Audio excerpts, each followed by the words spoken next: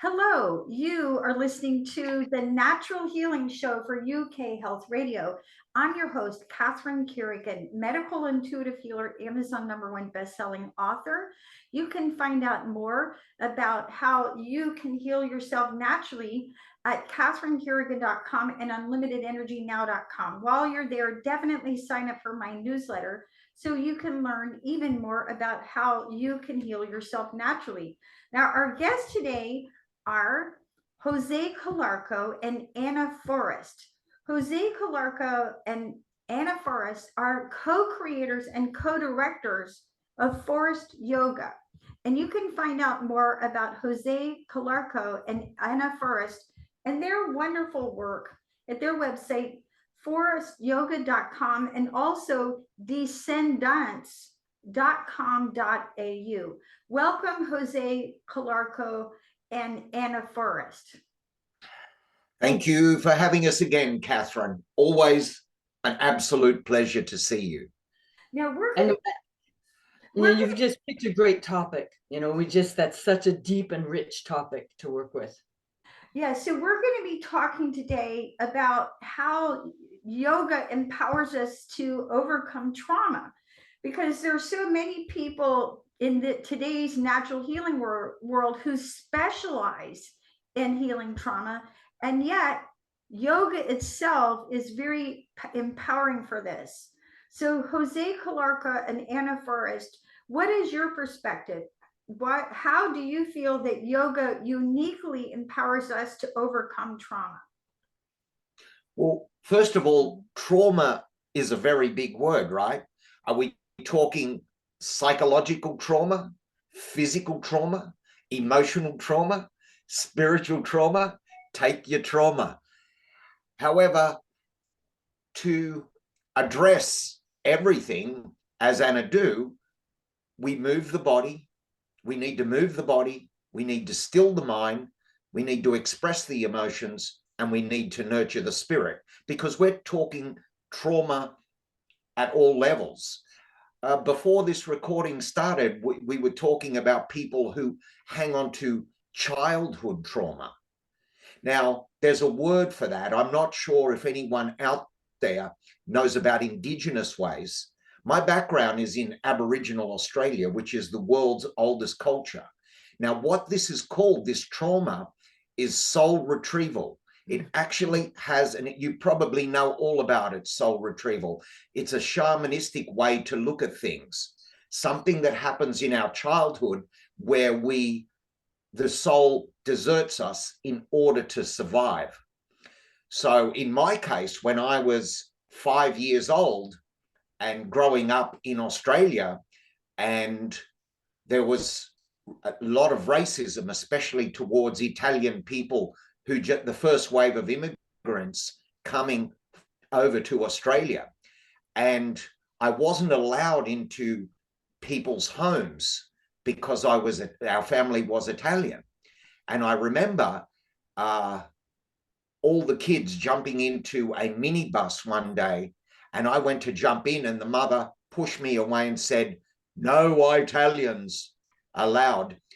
And from that moment, my soul deserted me, and I lost something that day when I was really hurt at such a profound level. But it wasn't until years later, when I met a psychic, that she told me about soul retrieval and how to get it back. And through like a meditation process, I was able to go back to the 5-year-old boy that was deserted in the person's front yard, and I was able to be there, and I was okay, and I freed myself from that moment of racism, which deeply hurt me. So now that I'm a shaman myself, soul retrieval is, and there's a lot of good books about soul retrieval as well, where the shaman goes deeply into the subconscious of the people that are hurt and digs up all the profound hurts. One of the aspects that I want to bring into this conversation is in the healing process, sometimes people can just see healing as this like this horrible, uncomfortable drudgery. And yes, there is a lot of that. There is, because you're going through shit and you have to clean the shit out of your cells, out of your emotions, out of every aspect of yourself. But one of the aspects that I think is so important is like doing this work, you start to take responsibility for your own evolution. And I think that's the sexiest, most amazing thing ever, is like, as you heal, you evolve, you learn aspects of yourself, you learn how to reclaim parts of yourself, and you begin to accumulate gems of wisdom. And it makes you very rich in your soul. Great information. And Jose Calarco, I really appreciate that you brought up soul retrieval. Yeah. As a medical intuitive healer, this is kind of an analogy that I like to explain. It's kind of like you're a car driving along and you lose a hubcap and you lose a windshield wiper and you lose the side view mirror, and then you lose all these really critical aspects of yourself. And we lose the soul in order to survive the experience. And it could be getting molested, it could be financial ruin, it could be starvation. There's so many things, but almost all of us experience some moment in infancy or teenage where we abandon the soul in order to survive the experience. And, you know, it's just something that occurs naturally.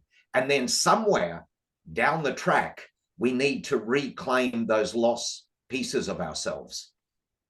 So from your perspective as yoga teachers, how does trauma show up in the body? What do you observe?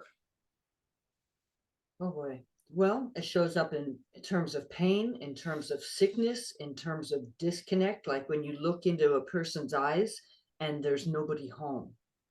It shows up as addiction, drug abuse, and that can be pharmaceutical drugs, it could be recreational drugs, it could be food abuse. There is usually deeper reasons for a person's addictions. The addiction is the playing out of the problem, and it just becomes another problem, but it's not the origin of the problem. And it's important to get to the origins. It's kind of like how it felt to me in a lot of my healing processes, like there was a bullet inside and I could keep cleaning up the pus that the bullet creates from being in there. But you have to go deeper than the infection to find out what's perpetuating the infection.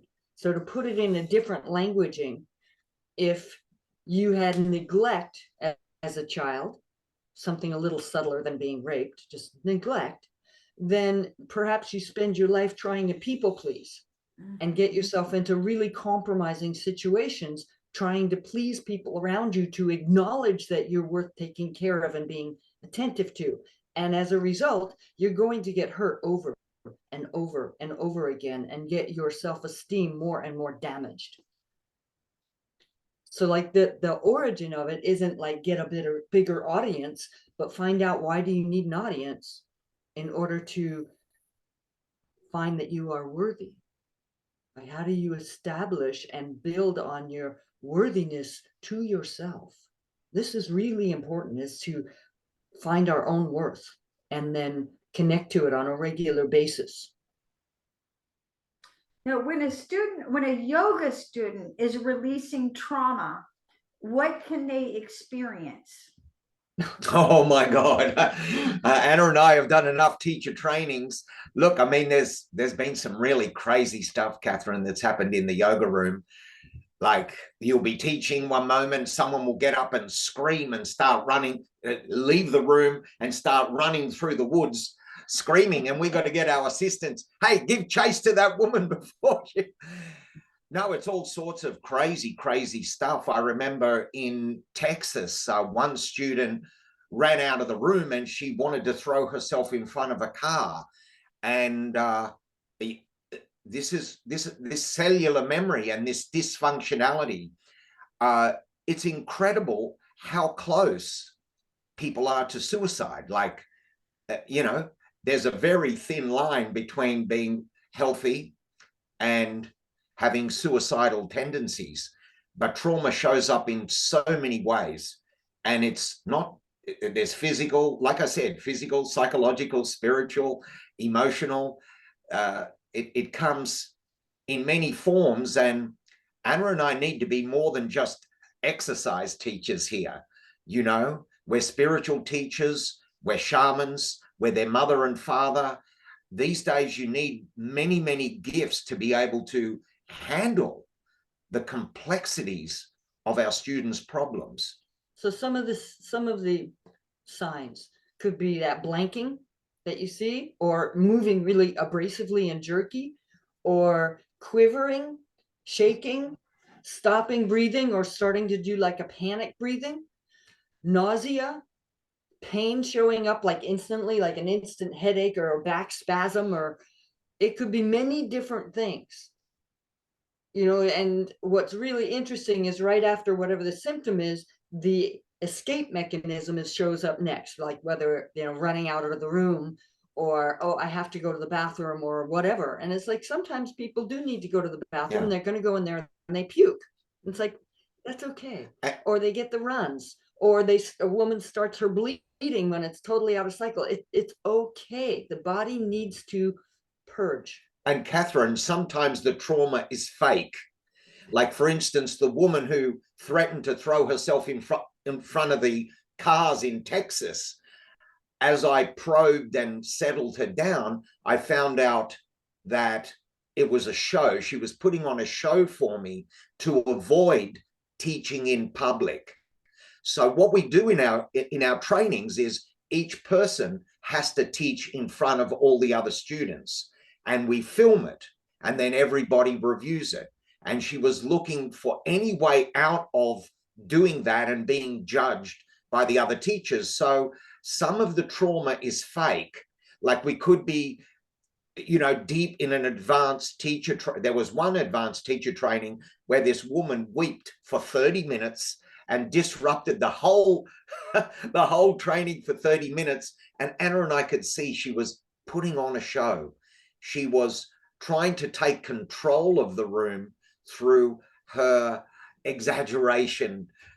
So sometimes it's a little bit of a show as well. And that doesn't mean that there isn't something that needs healing there, but for us as teachers to be able to discern, like, okay, I'm getting that feeling inside, like my compassion just shut off and I'm impatient now. And that's usually my personal visceral feeling of, this is bullshit. Yeah. This person's running bullshit now. And so how to say, okay, stop, take some breaths. Now come into feeling, feel your breathing.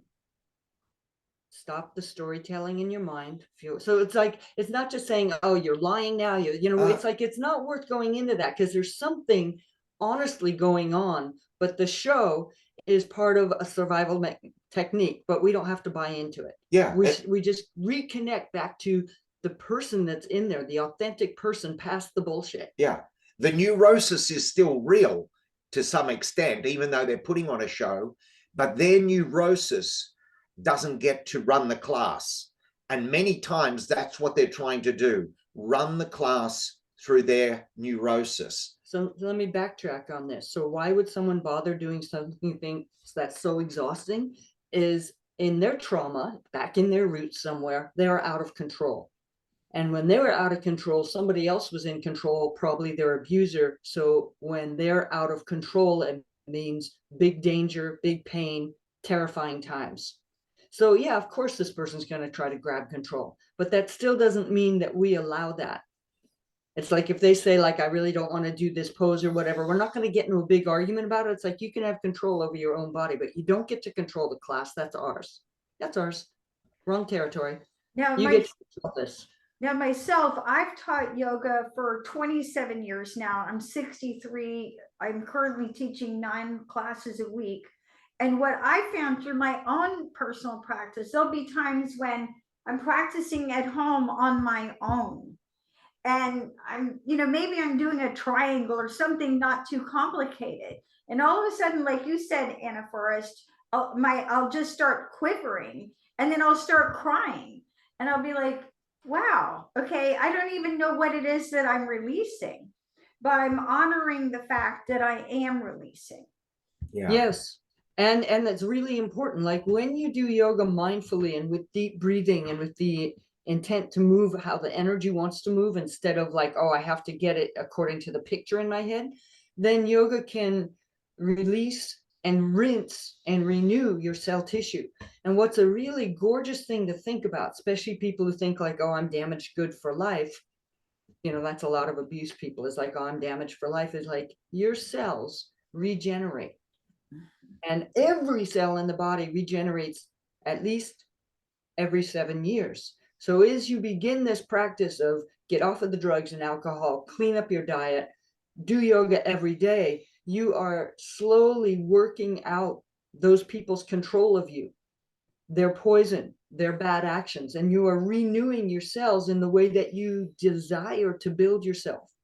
Like for me, I want to be able to hold different kinds of luminosity and release the old poisons and the old controls. So when I'm in a pose and that kind of shaking and stuff comes up, I don't always remember, oh, this comes from this experience, and nor do I need to. I just need to let it move through and let it free up that aspect, that part of whatever cell tissue it was in. And that's an amazing gift when your yoga gives you that. It's like, oh, thank you. And so even though it can be uncomfortable or spooky, it's like, that's all right. Life has uncomfortable and spooky stuff in it. And so just gather your integrity and stay fully present through it and not vacate, which is when you vacate and you use that old coping technique, then you're going to have to keep coming back to whatever it is you're running away from until you stay present all the way through it. And that's what begins to disperse that old pattern, so a new healing pattern can shape inside of you. Yeah. Breathing and stretching the cells unlock all the cellular memory, and at the same time also expand our consciousness. So we're breathing into the cells and lengthening the cells in the posture, and that is like a virus. It opens up and releases the what can I say, all the stuff that needs to be released in the cellular memory, and at the same time expanding our consciousness. All right, so there's a cellular reclaiming. And so for people who have been beaten or grabbed or raped or whatever life trauma happened, is like when you go into your pelvis, or women, your breasts or your jaw, or your anus or whatever it is, and if it's like, no, I can't go there because blah blah blah, it's like, well, then you're leaving that part of you in ownership to someone else. Don't do that. Don't do that. That part of you needs to come in. And as you get more skillful with this deeper work, you invite your spirit to come into that area that's been hurt and that's been abandoned, and you reclaim it with the sweetness of your own spirit. So with that, wonderful words of wisdom, let's listen to a message from one of our commercial sponsors here at UK Health Radio, and we'll be right back with more words of wisdom from Jose Calarco and Anna Forrest.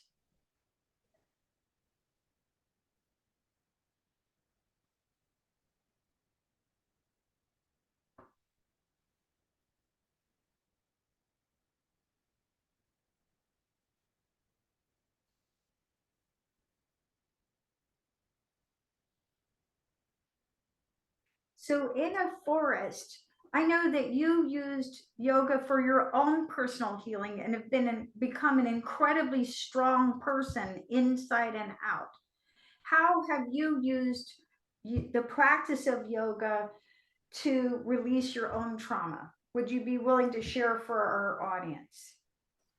Yeah, that's an ongoing process. It's like the yoga as well as the medicine practices, and I'm talking about indigenous Native American, and I'm learning the Aboriginal ways from Jose.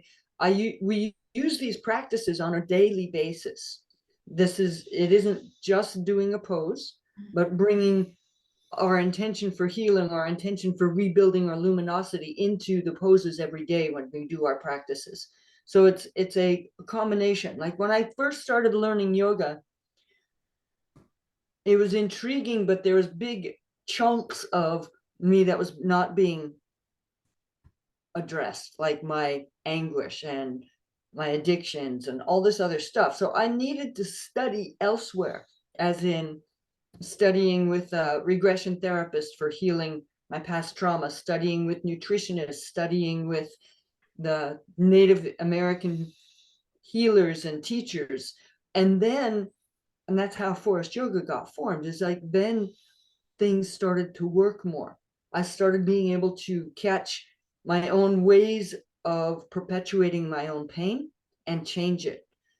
So observation is so important. Observation and feeling what's truly going on and discerning the truth of what's going on versus the stories going on in the head, including when we start to reclaim memories. Sometimes the stories will come up, and they need to let them come up and just spell out like, oh yeah, okay, I've that hand on my back or up my neck or whatever it was, and use the pose to just cleanse it out instead of getting all occupied with the story. So recognizing this is a story of what was stuck there, fantastic, move it out. Yeah. So like when stuff comes up, what do you do with it? Recognize it, breathe it out, free up whatever part of you it was stuck in, and let go. And then this is what's so crucial. Then start to live your life or do your poses with the freedom of that, instead of falling back into the old pattern of whatever that trauma formed. So we have to learn how to walk forward, having earned that bit of freedom. So for me, I was an alcoholic. I was doing whatever drugs I could get my hands on. I had a lot of pain in my body. I had big blanks of memory. Like I couldn't remember things day to day as a kid because I had a lot of head injuries. I had epilepsy. I had lots of things to block.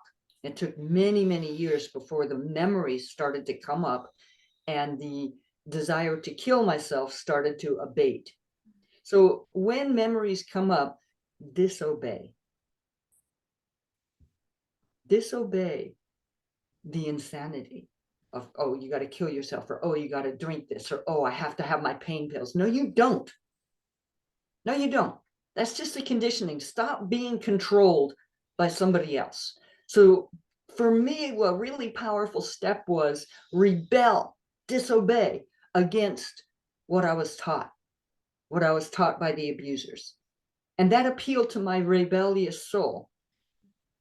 Because sometimes healing had too many flowers and sweetness and la bullshit around it. At least some of the healing that I was meeting in yoga, there's a lot of la nonsense in it. And I needed to cut to the core of what was true. And that can be very messy sometimes. Yeah. And so redevoting myself, like setting an intent every day, was really helpful. Like setting an intent to connect to my spirit, or setting an intent to do something healing for myself, or setting the intent to do something that will help me experience love or sending love. That was an advanced asana for me. Being able to feel love from another, or feel love coming from me. It took me years to get that one. Yeah. Anna was prey for everybody. Anna was prey. And then all of a sudden, she worked her way to the top of the food chain, and she was no longer anyone's fool or anyone's prey. And of course, yoga played the big part in that. Yeah. And also, there are some folks that really irritate me, because this was not my part of the process. It's like they see someone doing some beautiful yoga pose and they say, oh, that's just tricks. It's like, no, you can use those poses, 1, to build your health, 2, to build your agility in your body, but 3, to also build your self-esteem. Like, wow, I just got handstand. How great is that? It's like, yeah, soak that in. Good accomplishment. It's all right to accomplish something. That's more than all right. So the poses can feed you in many different ways, including, and this is where I started bringing yoga and the medicine practices together. So the poses can be the arena to vision quest for your own healing and your own evolution. Now, how does pranayama or breath work empower us to release deeply trapped energy and emotions? Well, I'll let Anna answer that, but just to say that talking about breathing, air is the number one nutrient ahead of food. You know, you can't live without air. Now we inhale and exhale 11,000 liters of air a day. So 11,000. So it's the number one nutrient ahead of water and ahead of food, which we can do without for a little while, but we can't do without air for more than a minute. So every day, Anna and I use breathing to oxygenate the blood, get things moving, and through breathing and stretching, that's where we're getting that expanded consciousness every single day. So pranayama pranayama happens at the start of all our practices, and some people have the theory that you just breathe normally, but Anna and I like to really use pranayama to breathe correctly, to breathe more deeply, and to breathe with intention of inhaling the spiritual nutrients and exhaling all the crap. So this is part of the setting of the intent. Like, how do you do that? Sometimes it can be super simple. Like, my intent is to breathe into my sore low back. And so you start the pranayama practice by getting the breath pathways opened up into the low back, and it starts to release the pain and bring healing in. Just doing that. But even for like the people that are not used to controlling their breathing, being skillful with that. So you put your hand on your low back. So do this with me, Catherine, and everyone watching, do this with me. So feel your hand on your back, and then inhale and bear down slightly so you feel your low back ballooning into your hand. And then exhale, pull the belly in so all the air is out. And keep doing that. So inhale, breathe down, feeling for spreading the back muscles so it starts to unravel the tangles in there and the little fragments in there. And exhale, just start to drain it out with the exhale. So if you go through a practice breathing that way, by the end of the practice, your hour-long practice or however much it is, it will feel different. Yeah. And so this is an example. We need to get that our breath is so sensitive and so intimately connected to our attention, to our life force, to our cognitive powers. So when we start breathing deeply and when we catch our own breath, like when we get scared, when we start holding our breath, and then we start having those fear chemicals coursing through us, and it gets worse and worse and worse. So if you change your breathing right at that moment, like, oh, I'm doing a fear reaction, I'm going into my PTSD. It's like, change your breathing, get your feet active, feel the earth under your feet, come into feeling where you are right now. There's a floor under your feet or a yoga mat under your feet. Inhale, spread your ribs wide. Exhale, pull the belly in. And you change that trauma chemical response by changing your breathing. And so 100,000 times a day, folks, if you check in with your breathing, it's like, oh, let me take some deep breaths. And then you're going to go get occupied by something else, and that's fine. But the more you deep breathe through your day, the more alert you will be, the more intelligent and connected you will be, and the more you'll be able to perceive. So especially when you're in nature, breathe deeply the gift of that sweet air from the trees and plants. Anna and I also use breathing when we do our hands-on healing. If someone has cancer, thyroid trouble, or a whole number, high blood pressure, whatever, when Anna and I do hands-on healing, we put our hands on the area. Then we bring breath and consciousness into the area. The combination of breath and consciousness is a very, very powerful tool. And in our indigenous ways, we bring breath, consciousness, and music vibration as well, where we use the ancient didgeridoo. So, and of course, the didgeridoo is run by breath. They call it a yiggy yiggy, which means ancestors' voices, that all the voices of the ancestors are in the sound and vibration of the didgeridoo. So breath is a fundamental part of our healing, and also when we heal other people. So I want to go to that because there's a misconception in our people these days that have been sort of trained by the medical association. It's like we have this tendency to go to a doctor and we kind of like lay back and go, do me, babe. You know, you got to fix it. And healing doesn't work that way. So when we go to work with someone who's got some issue going on, whether it's like they got hurt in a car accident or they have other sorts of trauma, they need to be working from the inside. So it's a co-creation of where that person needs to go. And a lot of times in the healing process, you don't know what is going to help. And you start experimenting. You experiment. Let's do this pose. Let's find out how does that react. You know, and when you breathe deeply into an area and you're using these poses, the more that you can ease your mind into being quiet and changing gears from a babbling form into a feeling and perceiving form. So a lot of times people try to shut their mind off. No, no, no, no, no. It's a different gear. It's a gear of perception, because you will not find new information if you're talking to yourself, because you're busy talking to yourself. And sometimes we need to have an internal dialogue, like, oh yeah, I'm doing deep breathing now. Great, now do the action. Be quiet, do the action, instead of blah, blah, blah, blah, blah, blah, blah. We need to learn to have those moments of silence. They're golden. And begin to track when our thinking is creative thinking, problem-solving thinking, or just stress, anxiety, worrying, which is just digging us more and more into an unhealthy state. And as soon as we catch, oh, I'm just doing my worry, stress out spin, just say to the mind, okay, easy now.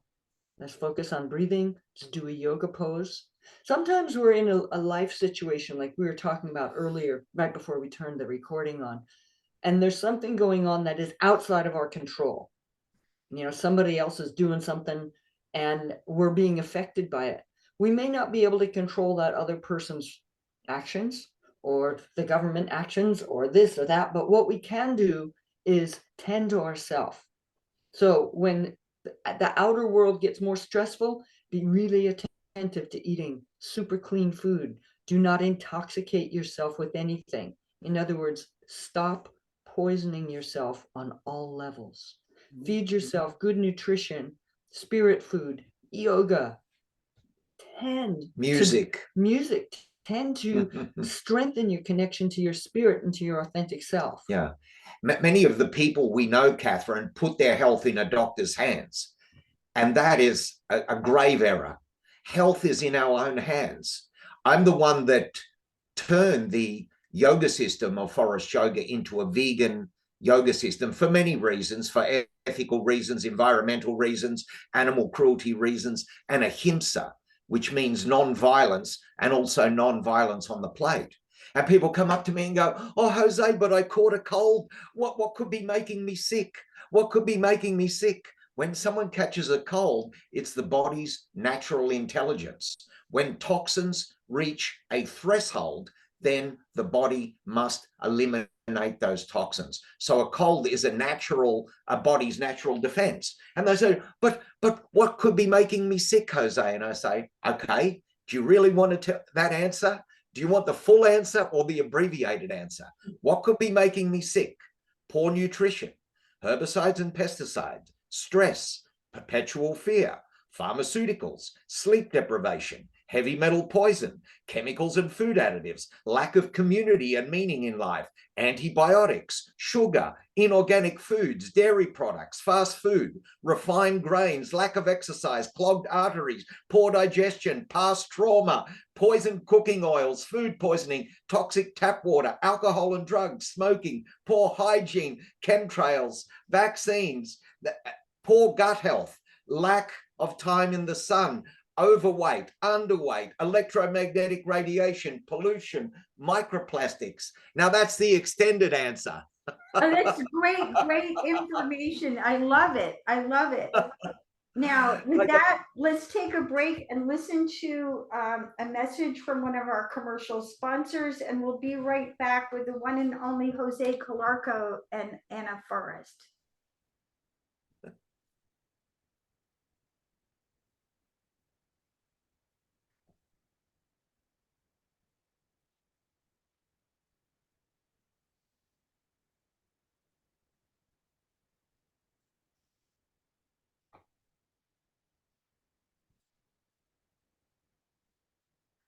So Anna Forrest and Jose Calarco, how does the practice of yoga empower us to become strong enough to feel deep, uncomfortable emotions? Well, you learn in the poses, if you have a good teacher, how to be steady even if you're uncomfortable. So instead of fidgeting, jumping away from the pose, jerking around, get steady, go deeper, and start concentrating on how do you get the energy to flow smoothly, even though there's this bigger energy coming up. So you start learning how to surf these different prana signals inside. And that's a really exciting thing to work with, instead of, oh my God, my legs are shaking in Warrior 2, I can't stand it. It's like when you understand you're learning to work with energy on a very profound level, then it gets sexy. It's like, wow, I'm working with energy. And so to go to that deeper level instead of, I'm shaking, it's like, so what? So what? You're shaking. So the poses teach you how to move your energy, teach you, and knowingly that you are cleaning your cell tissue, you're strengthening your muscles and your bones and your nervous system, you're rinsing your brain and opening it up. Because I've had a lot of brain injury, one of the things I find utterly fascinating is how to light up my brain. I am talking absolutely physically. Because when science has made some very interesting discoveries. They found different things that light up the brain. So when you're doing something you know how to do, it lights up a certain section of your brain. When you're listening to music, it lights up another part of your brain. When you're participating in music, it lights up more of your brain. When you're doing yoga and you're focusing on your deep breathing, it lights up another part of your brain. And so I love doing my practice in a way that lights up my brain. And when I focus on this, my worries, my concerns, they all take a lesser priority. And then I'm stronger and more capable and more resourceful for problem solving whatever issues are coming up in life. But I'm also more capable of being able to breathe in and sense and perceive the great beauty and mystery that we live in. That's really important. I love the way, Catherine, that yoga dissipates fear. At the beginning of the class, Anna and I teach generally 2.5 hour classes. At the beginning of the class, everyone comes in with a busy mind and you can see their faces. Everyone's carrying some unique problem. The class is so fearful. And then at about 35, 40 minutes into the class, I feel a dissipation of fear. So Anna and I always put abdominals at the beginning of the class. Other teachers put it in other places. But after the pranayama and a bit of stretching, we always put the abdominals at the beginning of the class to really start getting the second brain, which is the stomach, the second brain going, lighting up that second area. And we've noticed that straight away, once the blood is oxygenated, it dissipates fear. Because fear's a good thing. Fear's intended to keep us on our toes. But most yoga students are on their knees through fear. And that is the strongest thing. A strong body is a strong mind. A lot of bodybuilders tell me the same thing. You know, they wake up like meek little men, and then 30 minutes into the gym, they feel that they can conquer the world. Again, moving the body, a strong body, awakening the body, awakening the three brains, which is the head, the heart, and the stomach, dissipates fear. And we need to do it on a daily basis because fear always comes back. Right. And with the abdominals and also with the back bends that we do laying over the roll, it starts to break up the shit shellac that forms in the intestinal tract. Mhm. And I'm going to be really specific with this because people need to know what they're carrying around, literally, is when you eat food that creates an inflammation, then the body starts to put mucus around it, trying to protect itself. So you got an inflamed situation in your in your stomach and intestines, and then the body creating more and more mucus, trying to protect against these inflammatory foods like sugar and fried food and stuff like that. And then what happens is, because we're also dehydrated, is it starts to harden. And so this mucusy stuff melds with the shit and creates a shit shellac on the intestinal tract. What does this do? Well, it hurts. So a lot of times that reads as low back pain or just a really uncomfortable sensation in the low belly. It also makes it very difficult for the intestinal tract to absorb nutrients because there's literally this wall of shit in the way. It also adds that shit into the bloodstream. So like our thinking is shitty, it's cloudy, it's crappy. And so the abdominals and our poses that we've created over the roll, so the roll massages the gut, starts to break up that shit shellac so that you can begin to absorb new nutrients, new ways of perceiving, new thinking, and get rid of the pain of carrying your ages old shit. Literally. So now, as you all know, many people who experience trauma survive the experience by energetically disconnecting from their body. How does the practice of yoga empower us to be here now in the body in an easy, healthy way? So for the first thing is the idea of now it's time to come back in so you can heal and evolve and develop into the person you so deeply desire to be. And this is the way to do it. That idea needs to be brought into the person's mind. Like they're not just doing yoga in order to get healthy, but to take it at this deeper level so it becomes more enticing. So every time you're doing triangle pose or elbow to knee, there's this enticing thing of I'm doing this deeper spiritual work. How cool is that? So building that self-esteem. Then giving the person, the student, the tools to recognize when they're spacing out and to learning how to track through feeling, a kinesthetic tracking. So that's all helpful. And then building the intelligence of that kinesthetic tracking. Yeah. But also giving people something other than pain to feel in their body. You know, like feeling the exhilaration of the pose, feeling the energy when it runs sweetly, that kind of yoga stone feeling when the energy moves and it's like, now it's tasty, and to actually revel in that. So you begin to have in-body experiences that are sweet. Yeah. Bringing presence into a yoga room is quite a difficult thing. And that's the difference between a great yoga teacher, an ordinary yoga teacher, or a poor yoga teacher, is how much presence are you getting from your students. So the way Anna and I design a 2.5-hour class is somewhat like a film script. It has a beginning that captures the imagination of the student. It has a midpoint and a happy ending.